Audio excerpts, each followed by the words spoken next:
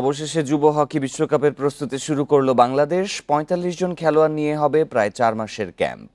১ September থেকে high profile বিদেশি coach কাজ শুরু করবে। এশিয়া ও ইউরোপের দেশের সাথে প্রস্তুতি ম্যাচ খেলার লক্ষ্য ফেডারেশনের।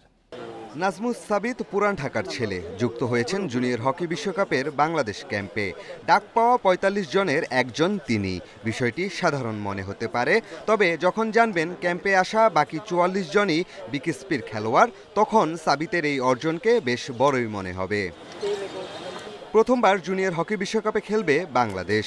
জুনে শুরু করতে চাওয়া ক্যাম্প অবশেষে জুলাইয়ের শেষে এসে শুরু করতে পারল ফেডারেশন। মাত্র মাস চারেকের প্রস্তুতি নিয়ে বিশ্বকাপের মঞ্চে যাবেন যুবারা। ঘাটতি পুষিয়ে নিতে এশিয়া ও ইউরোপীয় দেশের সাথে একাধিক প্রস্তুতি ম্যাচ খেলার লক্ষ্য।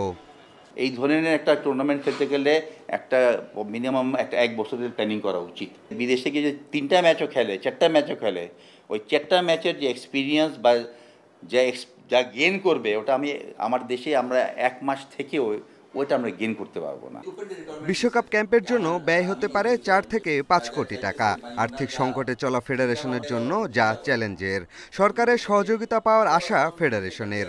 বড় মিশনের জন্য আনা হচ্ছে হাই প্রোফাইল বিদেশি কোচ। বিদেশি কোচ আপনারা অনেকে ওনার নাম হয়তো আগে শুনছেন।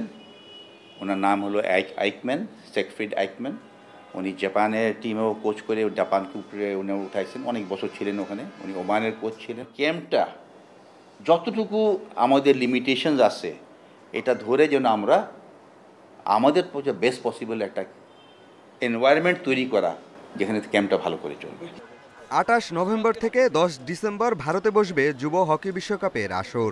এফ গ্রুপে বাংলাদেশের প্রতিপক্ষ শক্তিশালী ফ্রান্স, অস্ট্রেলিয়া ও সাউথ কোরিয়া।